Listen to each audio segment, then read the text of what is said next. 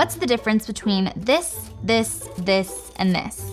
This is a US dollar, a Canadian dollar, a Great British pound, and a Kenyan shilling.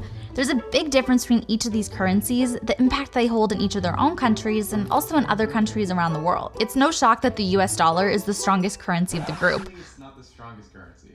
Oh yeah, okay. I should clarify what I mean by that. The US dollar is actually currently the 9th strongest currency in the world according to its literal value and how expensive it is. But the US dollar does have the strongest chokehold on the world when it comes to power and dominance. The US dollar is what's called the world reserve currency, which means that banks around the world keep more USD on hand than any other foreign currency. And it's also used to measure the value of their own currency. So instead of constantly exchanging multiple currencies, all countries pretty much default to using USD. And this has been really beneficial to the United States. I was really curious about how all of this actually started, because as long as I've been alive, I've known the US dollar to be the strongest currency in the world. But how did they get that position? The story starts back in 1944, here at the Mount Washington Hotel in Bretton Woods, New Hampshire in the United States. During World War II, 44 countries got together in person and agreed to tie their money to the US dollar, meaning that every other currency would be directly tied to the value of a dollar. So as the US dollar fluctuates in value, every other currency would be directly impacted by that change. And the US dollar on its end would also be tied to something. Gold. Before this, the gold standard was the method that all these countries had been using, where any paper money was directly linked to gold. So there wasn't all this extra money printing going on because you couldn't do that. Money had to be able to be exchanged for gold and at set amounts. So if the US dollar set the price of gold at $1 per ounce, that means that a $1 US bill was equivalent to 1 ounce of gold. But the war was expensive for a lot of countries, and they ended up spending so much money and needing so much money to spend that they had to abandon the gold standard, start creating money out of thin air, and deal with it later. Now the US, on the other hand, was the country who was supplying large amounts of weapons and other materials for the war. So countries first traded their gold for weapons, and that meant that the US owned the majority of the world's gold by the end of the war, and in turn it made their currency really strong. Now this was really good timing for them because they had gold and a strong currency in comparison when a lot of other countries needed to reset their financial systems.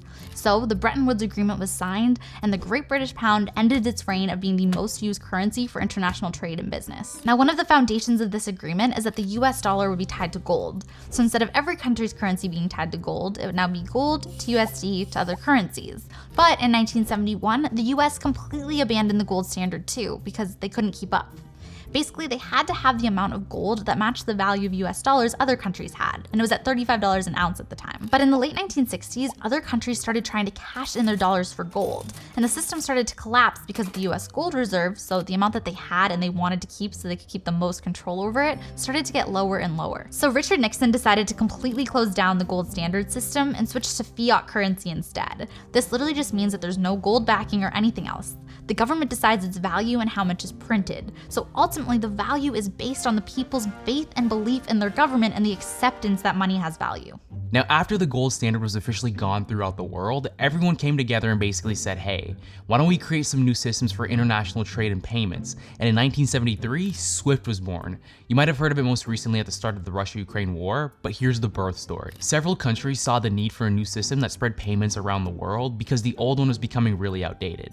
They basically got a bunch of banks internationally to start using the system, and it pretty quickly became the main system. And countries around the world kept using USD to trade because they had so much of it. It was literally the reserve currency. Actually, so many countries hold so much of their money in USD that there's about 7.5 trillion US dollars that's held by foreign investors. So that's countries, companies, and really rich people.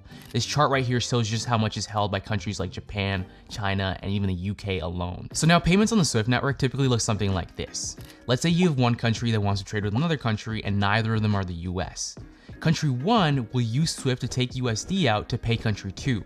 Country 2 will accept that money in USD and send over whatever they're exporting. So the US isn't actually involved in the goods that are being bought and sold, but American banks and currency are involved in each of these transactions. Obviously, in order to do all of this, there has to be a surplus of USD in all these countries' accounts, and what that means is that the US has a massive advantage, both in literal money that they can use to fund their own interests and base their own economy, and in terms of power where they can cut a country off from using SWIFT and therefore trade around the world, period. And this is one of the key powers and benefits that the United States has just because they have the most powerful currency, and it's the ability to punish other countries. They've done this a few times, but kind of like what I was saying before, they did this just last year with Russia after they started attacking Ukraine. Iran is actually another really big and recent example where just in 2019, the US sanctioned them and their banks were banned from using SWIFT. Now, the Iranian economy was a huge mess after this because they couldn't import and export as they usually would. Now, the EU and other countries have been working around this, but this just goes to show you how much power the US has and how big of an impact they have. Another major benefit the US has because they have the most powerful currency in the world is the ability to print money. Okay, let me explain that one more, because if you've been paying attention since 2020, where like 80% of all US dollars ever printed were created and pushed into circulation, you might be thinking that's a bad thing, not a good thing. But there's two sides to it. Side one is the US side. The Federal Reserve prints more money. As more money is created, the value of current dollars that are already out there goes down because now there's more to get. It's less exclusive and therefore less valuable than it was before. This means the money in your bank account, as an American in this case, goes down because the money you have can buy you less than it did before. It's the same thing with why if your salary increases every year, but only by the same amount as inflation, you're not actually making more money in terms of how much stuff you can buy. You're just keeping up. Anyways, that's why money printing can feel like a bad thing within one's own country. But then there's side number two, which is the international side. When the US prints more money, countries around the world and all of that money that they have in USD reserves becomes less valuable. So the US is effectively decreasing the amount of value that other countries have. And the US can use this to their advantage by taking on debt internationally, then printing more money, making things cheaper internationally, and paying down that debt with money that's less valuable to them. It's like a little debt cheat code loop. So the way that everything's currently set up means that the US is usually winning. There's literally a theory called the dollar smile that shows how the US dollar is stronger both when the US economy is really healthy, but also when the global economy is weaker. So the only time it's really in trouble is when the US economy is actually doing worse than all the other economies around the world, like during the 2008 financial crisis. Since mid-2022, the dollar has been really strong, and not because the US has been super healthy, but because the global economy has been weaker. There's a lot of stuff going on, like supply chain issues because China is still dealing with COVID, energy issues because of the Russia war, inflation everywhere. So countries and people around the world have been relying on the US dollar for stability, which makes the dollar even stronger and other currencies even weaker yet again. We're literally seeing this in action already at the beginning of 2023 in countries like Argentina. Inflation is absolutely insane there, with prices rising by 95% in December alone. Listen, our price of eggs might be high, but everything is high there right now. And what people are doing instead is they're bartering instead of buying their basic essentials. It's actually worked out to be a lot more cost effective. And they're also doing exactly what we expect them to. They're buying USD. The value of the peso going down sends people to a more stable currency, aka the US dollar, but the government has actually placed limits on who can exchange for those dollars, and they've put caps on how much you can actually get your hands on. So this illegal trading market has actually just popped up. Picture it like scalpers selling baseball tickets outside of a stadium, but instead they're selling US dollars literally outside and on apps like Facebook and WhatsApp. So the US has a lot of power and control over the world financially, and other countries don't like this. Obviously, if the US has control, it means that other countries don't. The European Union, Russia, and China have all started to want to split away from USD, with Russia obviously being one of the most vocal ones about it. So in 2021, they officially held more gold in their reserves than they did USD.